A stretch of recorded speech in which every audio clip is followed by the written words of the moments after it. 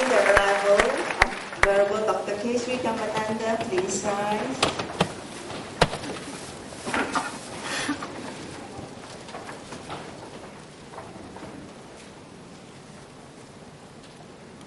Please be seated.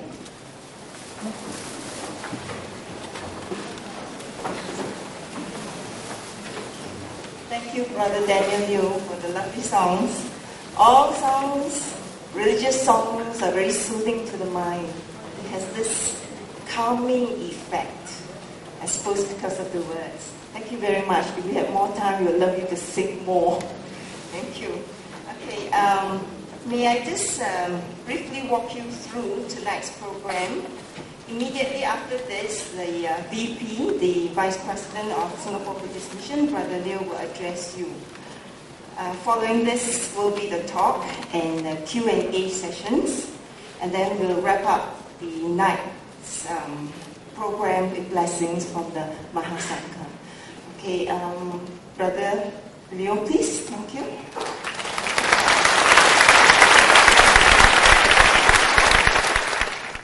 Thank you, Sister Kema. A very good evening, Venerable Sirs and friends in the Dhamma. This evening, on behalf of Singapore Buddhist Mission, I would like to extend a warm welcome to all of you. And thank you for being with us.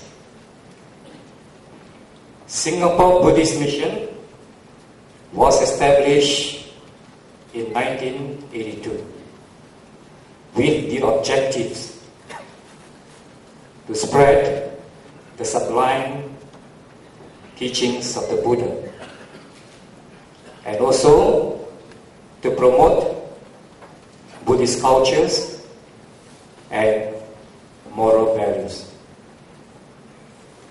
For information about SBM, please feel free to visit our website at www.ihipasico-sba.org. Tonight's public talk is in line with our objectives, and we are very grateful to our Chief Religious Advisor, Venerable Dr. K. Dhammananda, Maha-Naika Thero, who has kindly consented to speak on the Buddhist concept on God. Tonight is a rare opportunity for all of us to learn and benefit from the speaker, Venerable Dr. K. Dhammananda, who is a household name in the Buddhist world. Finally,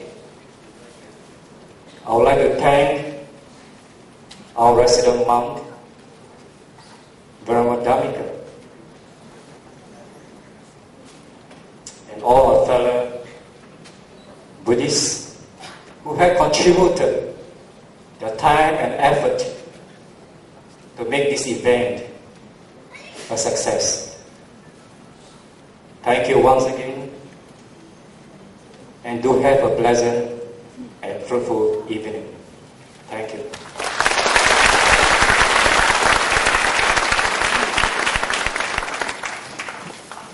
Thank you, Brother Liu. Now, before we proceed with the talk, may I just give you some insight into some activities organized by SBM to the two main ones. We have two main groups to conduct activities, one for the adults and the other one more for the youth. We have the Dhamma discussion group, headed by Brother So. He's over there. He's waving his hand. Okay. This would be of interest to all of you because in the sessions they hold, they learn how to apply the teachings of the Buddha in their daily lives and also how to solve problems close to their hearts. I think if you attend, you will emerge a happier person, more confident, and you see your problems in a different perspective. Okay? Now the youth group also organizes fun-filled activities, and the youths who join their activities acquire very good values that will actually help them meet the challenges in life. And also, just a reminder that you all have your feedback forms, okay? Please do fill it up, and then either you drop it at the entrance there, or give it to any of the ushers there, okay? Right. Now, may I introduce you to our Venerable Sir here, the Venerable Honorable Speaker. Now, Venerable? In brief. He is a very, very humble person. He doesn't want me to tell you all the nice things, but I have lots and lots of nice things that I wish to tell you. But he tells me don't talk so much about him. Okay, now he is a respected leader of the Buddhist community, and he's recognized for his efforts in fostering greater interfaith dialogue and understanding. And as a result, he has been invited to many interreligious seminars and conferences all over the world.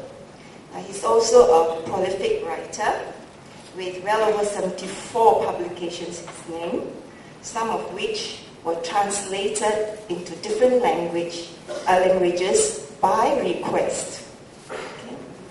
And so we are really indeed very honored and very, very proud that he's here tonight to give his talk. Venerable Sir, Buddhist concept on God.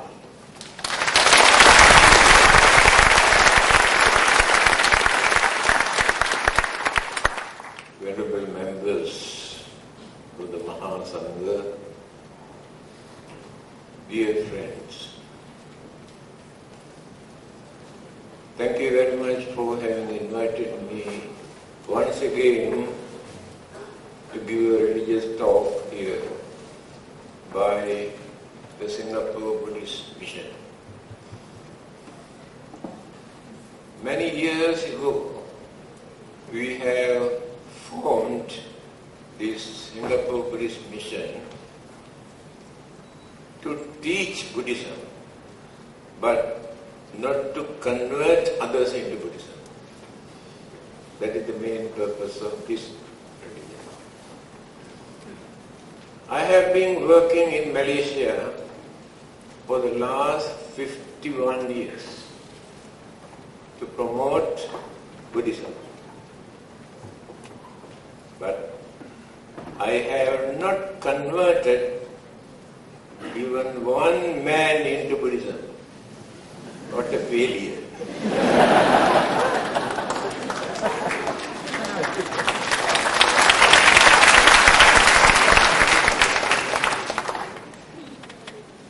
But I believe few 100,000 people all over the world accepted the teachings of the Buddha by reading some booklet or attending to religious talks like this. They have developed some sort of confidence in the teachings of the Buddha. They have accepted Buddhism. There was nobody to convert them.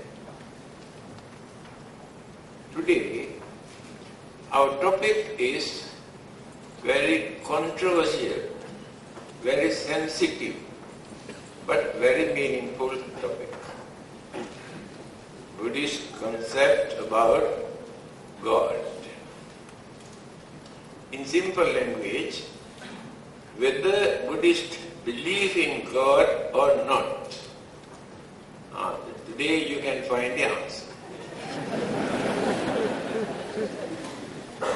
Because very confusing what people talk about God. Buddhists, Christian, Hindus, Muslim, freethinkers, all of them talk about God. The whole world is divided into three groups. Those who have become slaves to God, depending on God for everything. Another group try to make use of God, asking, expressing their grievances and problems and troubles and difficulties. They try to make use of God. And some modern intellectuals completely ignored the concept of God. To them, there is no such concept or belief in reality. There is a God in this world. These are the three groups. Now what is the Buddhist? Whether they have belonged to first group or second group or third group. Recently, I was invited to give a talk in International Islamic University. After my talk, one student asked, why Buddhists do not believe in God? They asked, who told you Buddhists do not believe in God? You are wrong. Buddhist concept on God is different. Not like Christians, Muslims, Hindus and others. They have their own concept on God. Last January, I went to Cambodia to attend a World Buddhist Conference. Before that, Cambodian government, education department made an announcement, appeared in the local newspaper also here. Since Cambodia is dominantly a Buddhist country, they are going to remove the word God from their textbook. I went to attend this conference. I told Cambodians, you have done a lot of damages to Buddhism. Introduce them as anti-God. You have no right to remove this word, God. They have no right to say there is no God from the Buddhist point of view. How are you going to work with Christians, Muslims, Hindus and others who believe in God if you are anti-God? So they had to reduce their feeling. I think they reconsider that mistake they have done. Now let us refer to the Buddha. In his 45 years teaching, is there any place where Buddha has said, there is no God? No one can find that. Buddha has never uttered such word. There is no God. Somebody came and asked this question. Have we got anything to prove the existence of God? The way how the Buddha answered is this.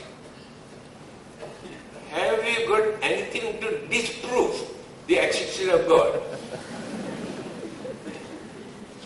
This is the Buddha's attitude toward God.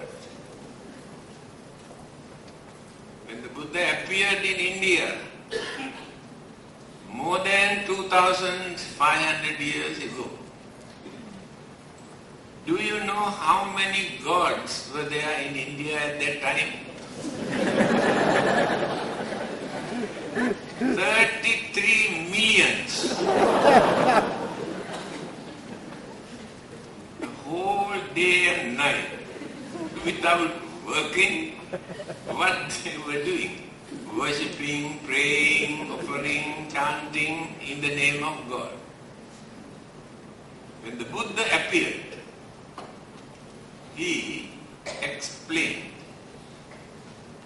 the real concept of God, the qualities of a God, whether gods are important or not, he pointed out. Then I think at least 2 millions disappeared. Because at that time, the moon is God, sun is God, galaxies are God, rain is God, water is God, light is God, earth is God, food is God. That's why for everything today, even pi. That tradition. The Buddha has pointed out, God has nothing to do with all these things. But God exists. Then, the word Brahma, you might have heard, so many thousands of years, people in India used this word Brahma because they have 3 gods, Brahma, Vishnu, Shiva. Creator, protector, destroyer. So Brahma means creator God. The Buddha did not reject this word. In his teaching, we can find out where he has used this word, God. In Metta Sutta, when we radiate our Metta, again Mangal Sutta, Brahmati Mata Pitaro. Mata, Pitaro means mother and father. The Buddha never said father and mother. Mother and father. Yes, because mother is the one who suffers because of the child, not the father. So, regard your mother and father as Brahma. What is the meaning of Brahma here? The God that existed in India. This is in the teachings of the Buddha. Therefore, how can we say the Buddha has rejected the concept of God? Again, Ratana Sutra, many of these Buddhists who recite this, Divacha Rattocha Haranti Ye Balim Tasmai Nerakkata Appamatta. Advice given by the Buddha. Those devout religious people, day and night, perform certain religious services. After that, they remember the God and invite the gods of Deva to share the happiness that they gained. And the advice given by the Buddha to those Devas, those gods, Tasmai ne rakkata appamatta. Therefore, it is your duty to protect, keep an eye on those devotees who remember you, who invited you to share the happiness of the merits that they gave. This is the sayings of the Buddha. Again, Devatanu kampito poso sada bhadrani passati.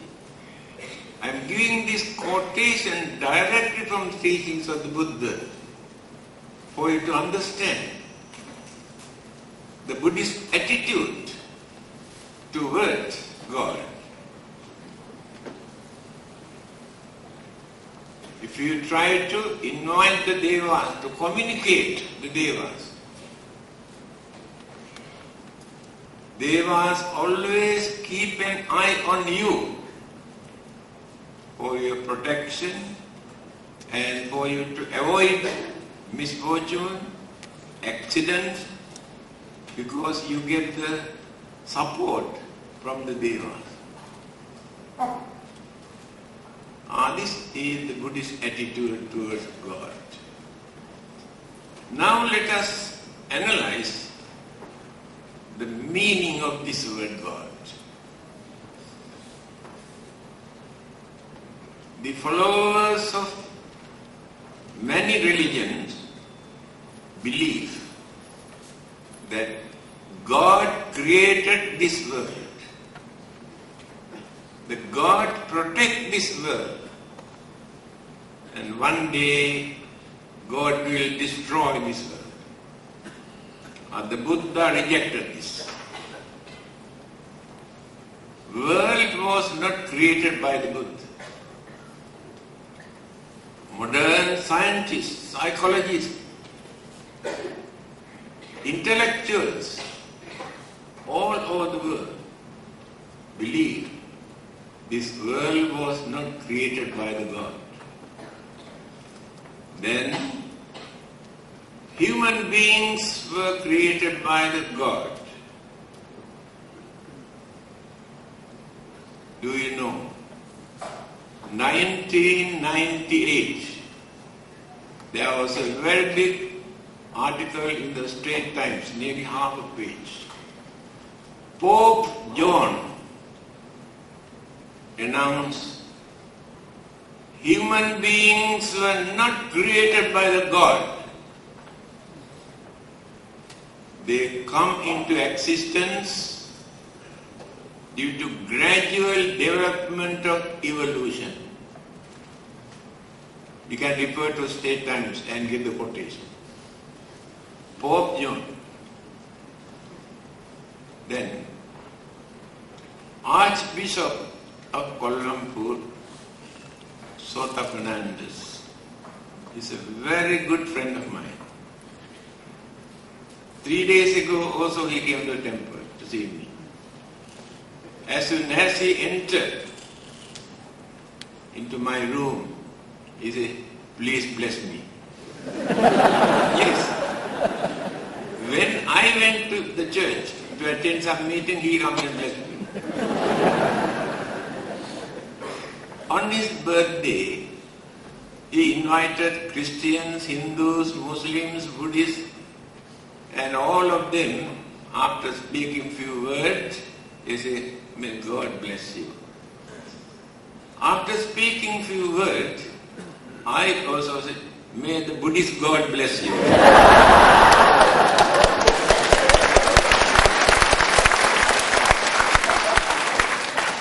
Because I have no right to other God to come and bless him. This is our attitude, my dear friend. So, there is no reason for Buddhists, according to the teachings of the Buddha, that God can send us to heaven or hell.